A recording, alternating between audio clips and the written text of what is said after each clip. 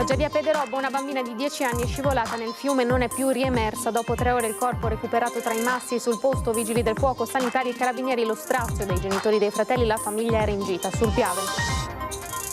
Un anno senza Alex Marangon, la scomparsa nella notte tra il 29 e il 30 giugno 2024 all'abbazia di Vidor, dove stava partecipando a un rito sciamanico, poi il ritrovamento del corpo. La madre, vogliamo verità. Continuano i distacchi di rosso dal Mar Cora, San Vito di Cadori, crolli stanno sollevando nuvole di polvere che hanno ricoperto il paese, arrivando fino a Cortina. Domani vertice in prefettura. Ritrovato senza vita Ugo Fattori, escursionista e noto architetto sessantenne veneziano, disperso in Val Prampera, Val di Zoldo, usati cani e droni per le ricerche, non si avevano più sue notizie da venerdì. Marca bollente, 200 accessi per malori da caldo al pronto soccorso dell'US 2. Nell'ultima settimana molti traumi e le fratture, specie negli anziani, dovuti ai mancamenti per l'AFA. Si è ritrovata anche quest'anno la discesa folcloristica sul Sile con i sindaci. Festa e divertimento tra risate e gavettoni questa mattina lungo la Restera. Fine settimana all'insegna dello spettacolo nei cieli di Jesolo con la 27esima edizione dell'Air Show e l'esibizione della pattuglia acrobatica nazionale. È presente anche i velivoli del 51esimo stormo di Stra. Buonasera, bentrovate e bentrovati, edizione di Treviso dei nostri telegiornali. La cronaca ci porta subito a Pederobba, una tragedia. Nel pomeriggio di oggi erano circa le 16, una bambina di 10 anni è scivolata nel Piave ed è stata risucchiata dalla corrente. Stava trascorrendo il pomeriggio nell'area del fiume di fronte al cementificio assieme ai genitori e ai fratelli. La famiglia, di origine macedone, abita a Cavaso. Purtroppo una bambina è scivolata nell'acqua, è stata inghiottita dalla forza della cascata che c'è nel lago che si forma qui a Pederobba e purtroppo è stata risucchiata. È una tragedia, l'ennesima. Nelle parole del sindaco Marco Turato tutto il dramma della tragedia che si è verificata poco dopo le 16 a Pederobba, nell'area davanti al cementificio. La bambina di 10 anni stava trascorrendo con la famiglia, mamma, papà e 2 fratelli, il pomeriggio sul Piave. All'improvviso la piccola è scivolata in acqua, venendo risucchiata dalla corrente molto forte in quel punto del fiume. Subito sono stati allertati i soccorsi, sul posto i vigili del fuoco con una ventina di uomini, i sommozzatori ed i droni. Dopo 2 ore e mezza di ricerche, il corpo della bimba è stato recuperato tra i grossi massi che in quel punto del fiume formano una cascata. La famiglia, di origine macedone, abita da tempo a Cavaso ed in questa torrida domenica di fine giugno aveva deciso di trascorrere il pomeriggio sul Piave, probabilmente per cercare un po' di refrigerio. È l'ennesima tragedia che si verifica in quel punto del fiume. 4 anni fa era morto annegato il papà di una ragazzina di 14 anni. Si era tuffato per salvarla vedendola in difficoltà. Lì vige il divieto di balneazione, ma purtroppo non viene rispettato. È la solita storia che si ripete, è inutile, è incontrollabile la cosa, non è gestibile. Come si fa a gestirla? Come si fa? Si rimette a cartelli, però proprio sta il buon senso delle persone. Purtroppo in questo caso è una bambina di 10 anni e mi piange il cuore vedere i genitori straziati dal dolore. Un anno senza Alex Marangon, la scomparsa esattamente un anno fa, nella notte tra il 29 e il 30 giugno 2024, mentre stava partecipando a un rito sciamanico all'abbazia di Vidor. Il dolore della famiglia. Che sia passati 5 giorni, 10, un mese, un anno, non so. Per me è come sopravvivere e tirare avanti. È ancora difficile pensare che Alex non ci sia più. È passato un anno da quella notte tra il 29 ed il 30 giugno, quando Alex Marangon scomparve durante un rito sciamanico nell'abbazia di Vidor.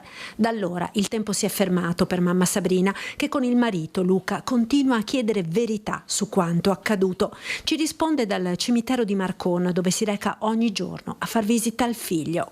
Anche se ci sto male, non lo so, forse vengo qua e mi rendo conto che qui, che non è in giro, che non è in giro per il mondo, non so, mi sembra di essergli più vicino. La lapide è ancora provvisoria, non ce la sentiamo ancora di metterci una pietra sopra, dice la mamma. È tutto, qui parla di Alex. Tanti oggetti, foto, fiori, ogni giorno qualcuno porta qualcosa. Fa capire che le persone gli volevano bene e gli manca. È passato un anno dalla scomparsa di Alex ed ancora non è stata fatta luce su quanto accaduto quella notte all'abbazia di Vidore e soprattutto se ci siano dei responsabili per la morte del 25enne, omicidio o incidente. I genitori continuano a chiedere la verità, si attendono ancora gli esiti degli esami tossicologici e la famiglia non crede all'ipotesi della morte accidentale. Non è giusto chiudere il caso così. Alex, se potesse parlare, ci direbbe quello che è successo, ma lui non può parlare, quindi noi dobbiamo combattere per lui e per la verità. Per non dimenticare Alex, la famiglia ha organizzato per domenica 6 luglio alle 17 un picnic al parco di San Giuliano a Mestre. È giusto ricordarlo nei posti dove lui amava andare e fare le cose che lui amava fare. È giusto così, no? Non bisogna dimenticarlo. Io non voglio che venga dimenticato. Alte temperature che hanno ripercussioni anche sulla salute. Nella Marca solo questa settimana aumentati gli accessi al pronto soccorso. Si tratta prevalentemente di persone anziane a cui le conseguenze dei colpi di calore possono avere lunghi tempi di ripresa dovuti ai traumi causati dalle cadute da svenimenti. Abbiamo avuto sostanzialmente 145-150 persone, diciamo per quanto riguarda i pronti soccorsi di Conegliano, Vittorio Veneto, circa 5-6 persone al giorno.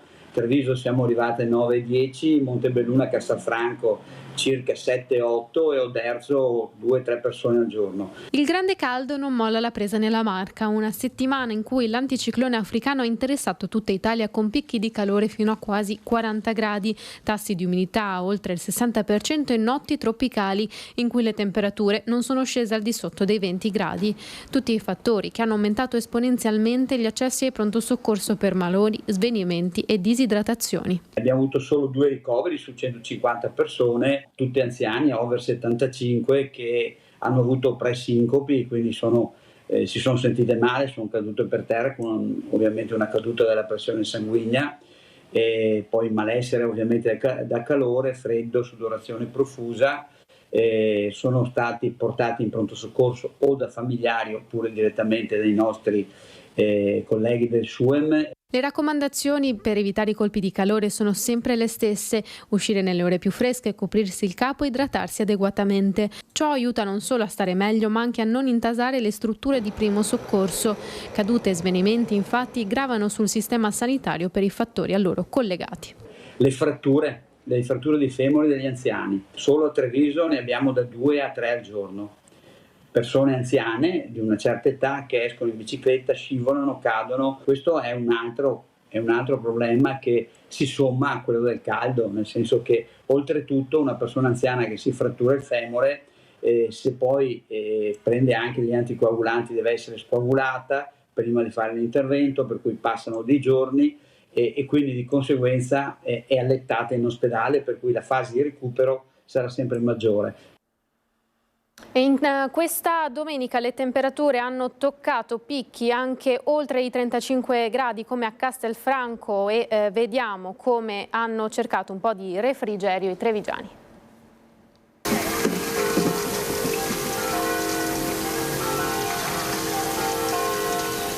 Buongiorno, un po' di acqua fresca prima che arrivi il caldone.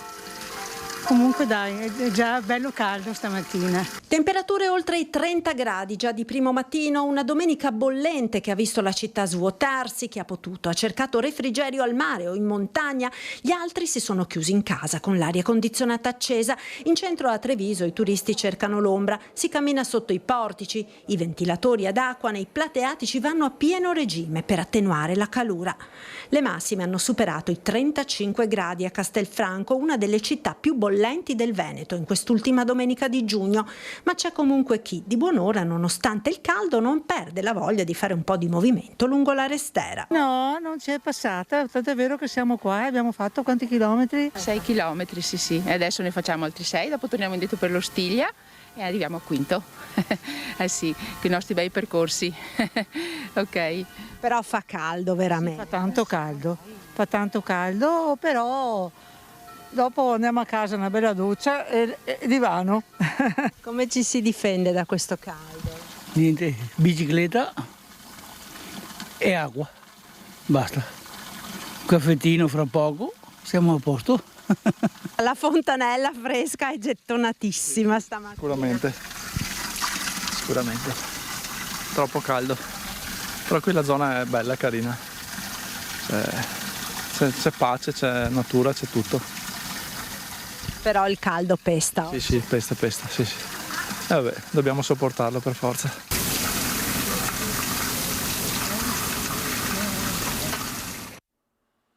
Continuano i distacchi di materiale roccioso dalla parete del Marcora sopra l'abitato di San Vito di Cadore. I crolli stanno sollevando nuvole di polvere. È stato messo a disposizione un elicottero antincendio boschivo che effettuerà un sorvolo dell'area con a bordo il geologo incaricato dalla provincia di Belluno. L'obiettivo è quello di acquisire informazioni aggiornate e dettagliate sulla situazione geologica in atto al fine di stabilire con precisione le aree di instabilità e valutare eventuali misure di prevenzione e sicurezza. È attesa per domani un incontro in prefettura per esaminare gli esiti di questo sopralluogo che è in atto in questi minuti e decidere delle strategie da adottare per i prossimi giorni. Siamo a Dogana e questa notte si è staccata una frana da questa parte di montagna e qui ci sono tutte le componenti di pulviscolo che rimangono. Qui sono tutti i vigili del fuoco piazzati con i loro mezzi, un altro pezzo di montagna che se n'è andato. Cortina, ma soprattutto San Vito di Cadore si sono svegliate avvolti in una coltre di polvere di roccia che si è depositata ovunque. Ancora frane e detriti che si sono staccati dal versante della Marcora, evento che ha sollevato una densa nube di polvere che ha raggiunto il centro del paese destando preoccupazione tra i residenti. Non sono grosse masse di roccia che si sono staccati, ma molto probabilmente adesso dovremo fare le valutazioni in base a quando salirà il geologo, ma si tratta di roccia abbastanza disgregata che ha fatto un salto enorme e quindi si è polverizzata e che ha creato tutta una serie di conseguenze negative sul paese. Una massa di roccia che è caduta, che era una roccia che avevo visto anch'io perché ero salito insieme ai vigili del fuoco per vedere e constatare proprio cosa era successo la scorsa 2 settimane fa, e avevamo visto che era tutta una massa disgregata a circa 3.000 metri di quota. Quello caduto è infatti un masso pericolante che era in procinto di staccarsi già con la frana delle scorse settimane. Abbiamo organizzato un sorvolo con l'elicottero dei vigili del fuoco. Fra poco salirà a bordo un nostro geologo per fare il sopralluogo per vedere cosa è successo effettivamente e quali possono essere le conseguenze. Il problema potrebbe essere una colata detritica a seguito appunto di questo crollo del Marcora. Nessun ferito, nessuna persona coinvolta, ma la montagna comincia davvero a fare paura. Ci sono forti escursioni termiche e la montagna si sta sgretolando di fatto, probabilmente dovuto all'effetto climatico, non lo sappiamo. Dovremo fare dei monitoraggi appunto per vedere cosa sta succedendo e cosa potrebbe succedere, perché dobbiamo mettere in sicurezza qua la strada. Qui non vengono interessate abitazioni se non dall'apporto di polvere che è stato cospicuo. Così dunque da San Vito noi rimaniamo nel bellunese. L'escursionista disperso in Val Prampel a Val di Zoldo è stato ritrovato in mattinata il corpo di Ugo Fattori, noto architetto veneziano. Non si avevano più sue notizie da venerdì. Un biglietto appoggiato sul parabrezza dell'auto con scritto torno alle 14, da lì poi il nulla.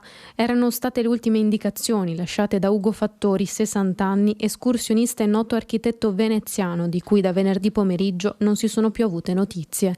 Il suo corpo è stato ritrovato dai soccorritori. Secondo le prime ricostruzioni, l'uomo stava percorrendo una traccia per raggiungere una cengia quando è scivolato ruzzolando tra le rocce, forse a causa dell'improvviso accorciamento di uno dei bastoni ritrovato più corto e che gli avrebbe fatto perdere l'equilibrio.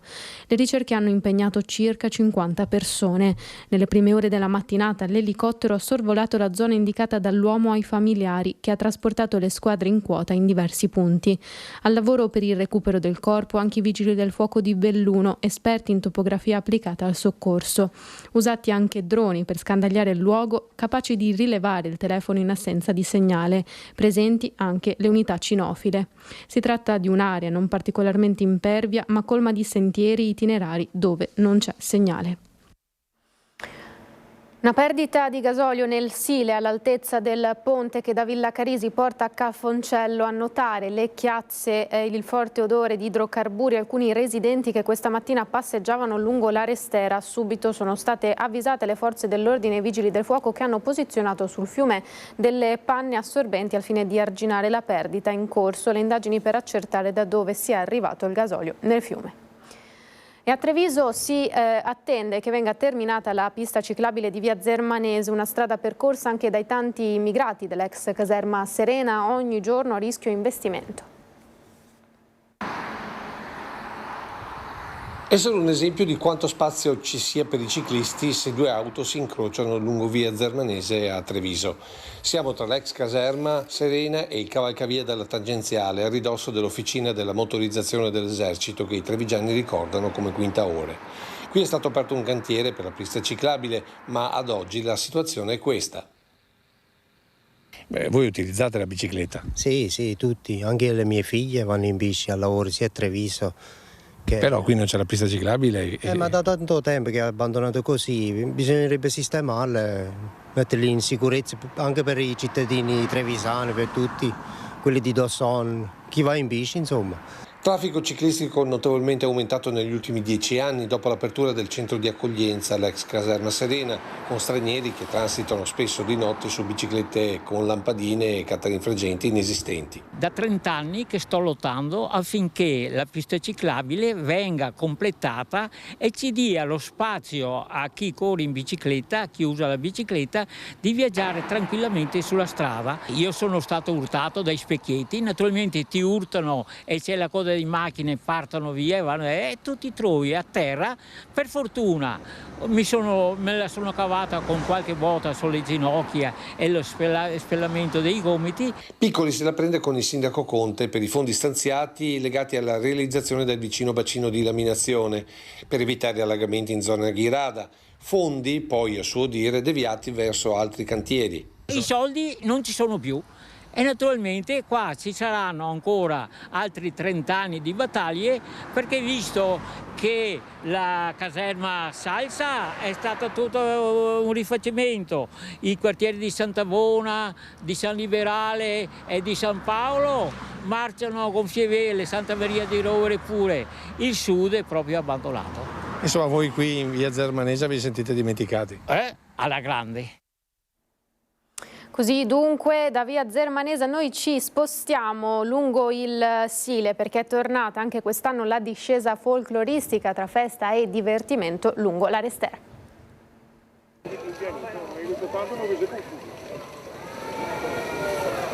Canoe, pagaie e secchiate d'acqua a volontà. Torna la discesa folcloristica sul Sile in una domenica rovente che ha unito sport e allegria. Per ragioni di sicurezza non ci sono più le mitiche vasche da bagno e di carri mascherati sull'acqua, ma la goliardia e la voglia di divertirsi non mancano, con l'immancabile imbarcazione degli amministratori comunali. Una decina tra sindaci ed assessori dei comuni rivieraschi e non solo, sbarcati a metà percorso per la pausa anguria e frittata. umida questa frittata al momento. Ma stiamo facendo insomma. un'intervista o è una prova? No, perché se disturbiamo... Venite qua. No, venite qua perché dobbiamo... Della Pietra lei è l'unico asciutto. No, io perché ho un po' di mal di pancia stamattina e allora mi hanno preservato.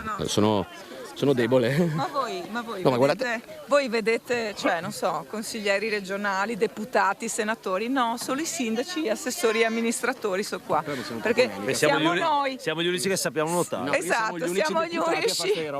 Siamo gli unici, tra virgolette, che si bagna quando c'è da bagnarsi.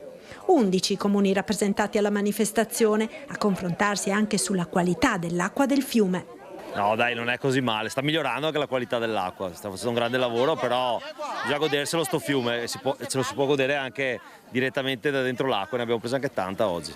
Io credo che comunque la situazione rispetto agli anni passati sia sicuramente migliorata. È chiaro che anche i controlli sono più severi rispetto a quelli che venivano fatti una volta, per cui è più facile anche trovare, ecco. Lei è un infiltrato spresiano, c'ha il Piave, no? Ma arriva comunque, c'è sempre acqua a fine, non so che... No, è sempre benvenuto però dalle parti del Sile, il sindaco della Pietra, quindi... Molto bene, vedi, allora... Quindi da Casale sul Sile, insomma, lo attendiamo tutti i giorni se lui vuole. In realtà, ecco, grazie, no, ma in realtà adesso io... sono venuto qua perché volevo comparare l'acqua del Sile con quella del Piave. Sfruttiamo questa occasione anche per una promozione reciproca tra il Piave e il Sile, insomma, quindi diciamo che questa può nascere una collaborazione sia turistica che insomma... È nato un amore. Esatto, è nato un amore. Così. Molto bene. E poi i gruppi che hanno allietato la festa con originali travestimenti. Qui abbiamo i ragazzi di Carbonera che dal 94 partecipano a questa discesa sul Sile, sempre e ogni volta con delle imbarcazioni abbastanza folcloristiche e divertenti. Ci divertiamo, non vediamo l'ora di partecipare anche l'anno prossimo. Voi siete il gruppo di? Dei vichinghi da Quarto d'Altino Mogliano. Lui non sa dire altro però, perché l'abbiamo addestrato così questa mattina. Soddisfazione del Canoa Club che ha organizzato l'evento. Siamo felicissimi veramente e vi aspettiamo il prossimo anno. E siamo alla politica. È tramontata definitivamente l'ipotesi del terzo mandato per Luca Zaia. La Lega si mette al lavoro per organizzare la campagna elettorale delle prossime regionali. Il segretario Stefani chiama a raccolta i sindaci ed amministratori del Carroccio per un'assemblea che si terrà a Treviso a Santa Caterina sabato prossimo. Inevitabilmente ci si confronterà sul candidato presidente per quella che da sempre la Lega definisce la propria linea del Piave, con molti militanti che già premono per la corsa in solitaria se il candidato del centrodestra non dovesse essere un leghista. Ci fermiamo qualche secondo di pubblicità, poi torniamo in diretta con le notizie, tra poco.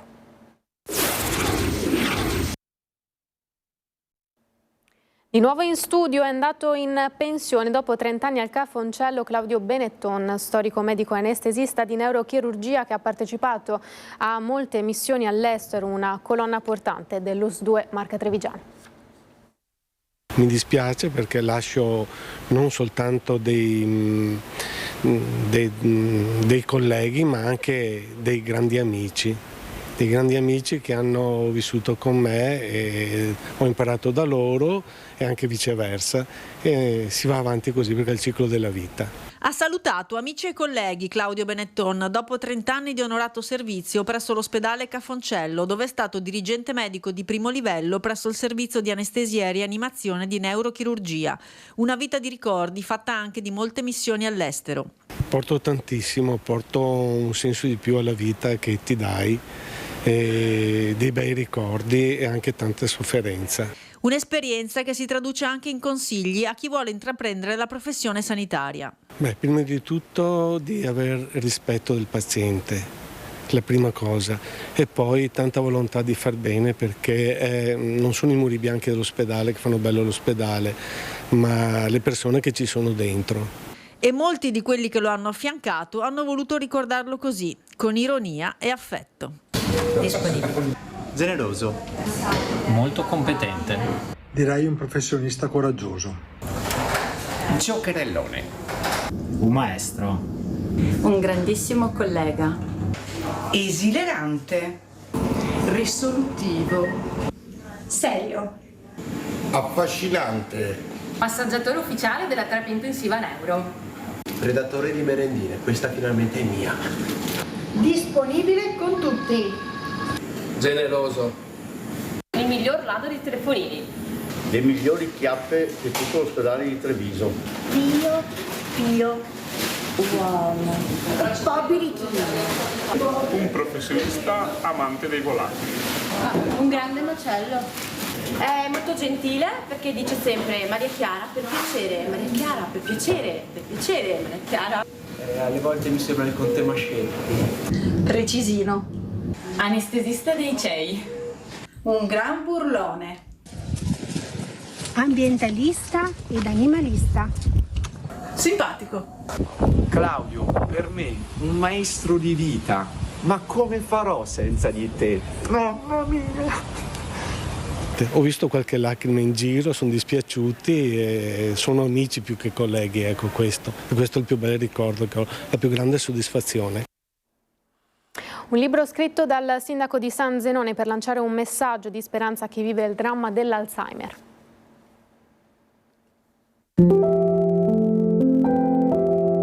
Perché il titolo Non ti scordar di me? In questa frase sono racchiusi tutto l'amore che un figlio ha per la propria madre e tutta la paura che ha quando deve affrontare la malattia dell'Alzheimer.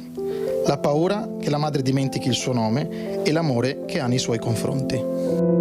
Il sindaco di San Zenone degli Ezzelini, Fabio Marin, ha affidato a un libro i suoi pensieri, le sue paure, la quotidianità di una vita ferita da una malattia senza pietà, l'Alzheimer, che aveva colpito la mamma, e lo fa per raccontare l'amore di un figlio e per far sentire meno sole le persone che, come lui, hanno vissuto o vivono oggi la demenza.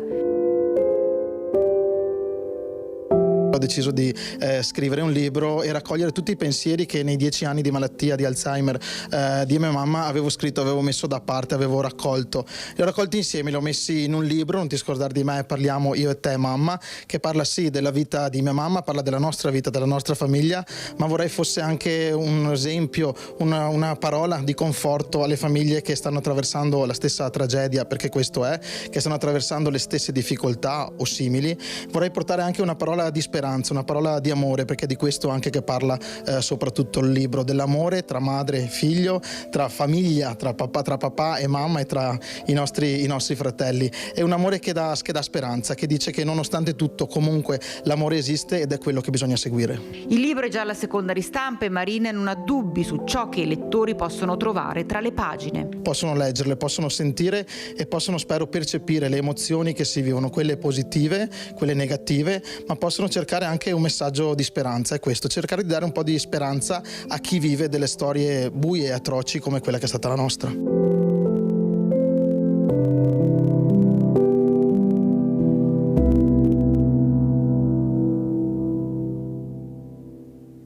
Trentunesima edizione del Giavera Festival dal titolo Il mondo addosso.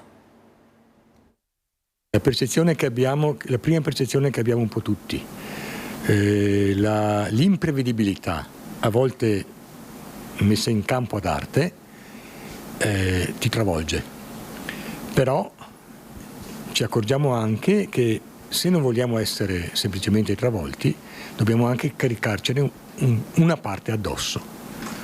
A quel punto non sei più solo vittima di quello che accade, ma per quello che puoi sei protagonista. Mai da soli siamo travolti. Nelle parole di Don Bruno c'è tutto il mondo che ruota attorno al tema della 31esima edizione del Festival di Giavera, quel mondo oggi attraversato da guerre che ci rendono tutti comunque più responsabili per la costruzione di un'integrazione multiculturale di pace. La manifestazione si terrà dal 3 al 5 luglio a Giavera del Montello e domenica 6 luglio a Pordenone, prima trasferta del festival nell'ambito di Porte Aperte Pordenone. Pordenone che sarà capitale della cultura nel 2027 e che oggi è già capitale delle culture, perché è una città in cui si incontrano comunità di stranieri provenienti veramente da tutto il mondo e il nostro obiettivo è quella di tirar fuori la loro ricchezza e renderla disponibile per la comunità. A Giavera sono attesi grandi nomi del giornalismo come Giovanna Botteri ed Ezio Mauro, ma sarà anche l'occasione per incontrare i balli indiani da svariati anni coordinati da Selina Joseph. Sì, si trovano vestiti, però quelli che adatti per i balli non si trovano qui in Italia, allora devono portare dall'India. Però questa fatica non sentiamo una fatica, è un piacere per dimostrarvi la nostra cultura. Un festival multiculturale che lavora tutto l'anno per fare comunità e che si concluderà con viaggi in agosto a Srebrenica e in novembre in Senegal. E Srebrenica deve rimanere un monito vivo, soprattutto per le stragi di oggi, non solo Gaza ma anche il Congo, ma anche il Sud Sudan, ma anche l'Ucraina, ma anche altrove purtroppo. E poi appunto a Sarajevo, a Mostar e a Srebrenica in agosto. Poi in novembre il viaggio di 25 anni di collaborazione con l'associazione Jamoral, l'associazione senegalese della Casamance, con i quali andiamo in Senegal. Un fine settimana all'insegna dello spettacolo nei cieli di Jesolo con la 27esima edizione dell'Air Show. Oltre 200.000 persone con il naso all'insù per ammirare lo spettacolo dell'Air Show nel cielo di Jesolo, gran finale con l'esibizione della pattuglia acrobatica nazionale, le frecce tricolori. È un privilegio essere qui ancora una volta con il nostro reparto, il 313° gruppo addestramento acrobatico frecce tricolori, un reparto dell'aeronautica militare che ancora una volta segna e dà vita al suo legame con questo territorio, con la città di Jesolo e con questo bellissimo Air Show. Ospite d'onore il generale di squadra aerea Silvano Frigerio, delegato del Capo di Stato Maggiore dell'Aeronautica Militare. È un contributo di assoluta eccellenza perché ovviamente non può mancare la pattuglia acrobatica nazionale, ma quest'anno abbiamo anche l'apporto di un elicottero del nostro centro SAR e come vedremo anche ovviamente i 2 Eurofighter del 51° Stormo di Strana che di fatto qui è di casa come in tutto il Veneto. Un fine settimana di grande spettacolo per il litorale jesolano con numeri da record per la 27esima edizione dell'Air Show. Jesolo Air Show è a tutti gli effetti una delle principali, se non la principale, delle manifestazioni aeree in Italia. La cosa che ci rende ancora più orgogliosi è di riuscire a fare un evento di questo tipo con 200.000 persone, un assetto aereo importantissimo nella massima sicurezza. Questo per noi è sinonimo di una capacità organizzativa molto importante. Così da Jesolo, invece noi da Jesolo ci spostiamo in Spagna, a Saragozza. Ci sono anche dei veneziani, infatti nella grande squadra della Federazione Italiana Paralimpica di Calcio Balilla che ha disputato i mondiali proprio in Spagna e ha vinto la Coppa del Mondo.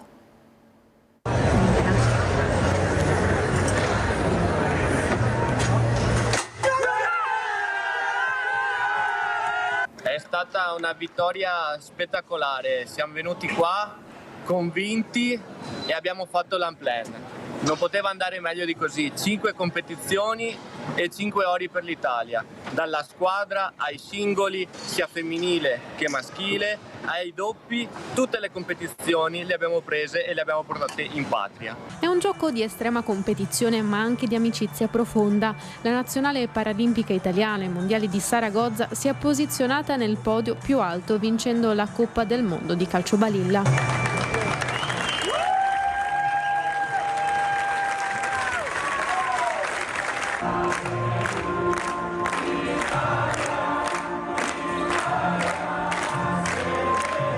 La Federazione Internazionale ogni 3 anni organizza il campionato del mondo dove arrivano più di 40 nazioni e quindi già solo il fatto di essere qui è già una vittoria, poi figuriamoci portando a casa tutti questi ori come appunto diceva il nostro Perin. Dietro c'è un lavoro molto importante sia da parte della federazione e comunque a seguire dei giocatori che comunque hanno avuto una preparazione molto intensa e logicamente fare una finale di questo livello c'è sempre molta pressione e fortunatamente tutti sono stati capaci di mantenere e controllare questa pressione e portare questa vittoria a casa. Nazionale che ha già in campo tanti altri progetti. Un progetto che la federazione da anni segue, che si chiama PFX, e ora si stanno preparando i motori per accendersi e volare in India, dove ci sarà un nuovo progetto che portiamo avanti. Il progetto consiste nel fondare tutte le federazioni per poi avere i 5 continenti e presentare il progetto alle Paralimpiadi, dove il calcio balilla cercheremo di farlo riconoscere come tutti gli altri sport. Per noi fare sport vuol dire vita, vuol dire trovarci tutti insieme, vuol dire divertirci, fare gruppo, uscire dalle nostre case e anche, se mi permetti, fare anche un po' di allenamento, stare bene e migliorare le nostre condizioni di vita. Come vedi, qua ci sono diversi tipi di disabilità, perché io non cammino, c'è chi è senza una gamba, c'è chi ha problemi di deambulazione, ma tutti insieme abbiamo uno scopo comune: divertirci, stare insieme, crescere.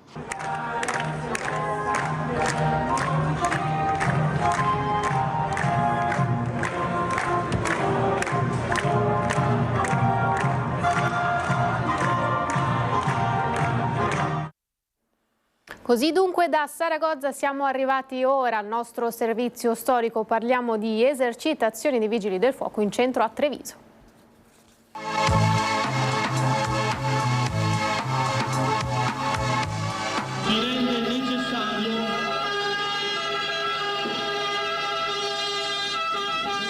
Spiegare che cos'è realmente il soccorso e che cosa significhi coordinarlo non è facile con le parole, meglio allora dimostrarlo con le simulazioni.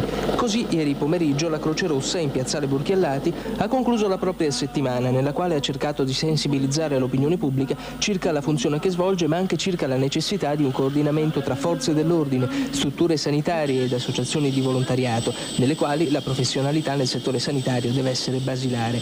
Sono stati simulati alcuni incidenti di diverso genere e gli interventi sono stati coordinati. Nell'incendio in abitazione intervengono i Vigili del Fuoco, nell'incidente stradale anche la polizia. Le associazioni di volontariato devono fornire il primo soccorso senza intralciare il lavoro, come purtroppo alle volte avviene, bensì facilitandolo. Ad esempio, da tempo la Croce Rossa, alla quale appartengono numerosi medici professionisti, sostiene la necessità della presenza di un medico nelle ambulanze, che possa subito prestare le prime cure utilizzando minuti talvolta preziosissimi.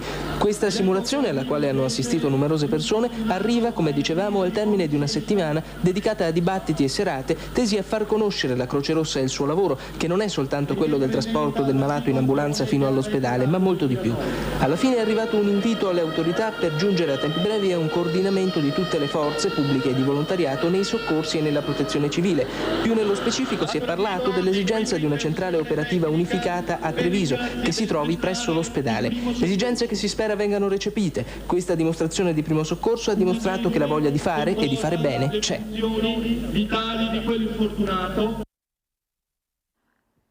Così dunque nel 1987 siamo arrivati alla fine di questa edizione. Grazie per averci seguito fino a qui e subito dopo di noi come sempre le previsioni del tempo. A tutti l'augurio di una buona serata. Arrivederci.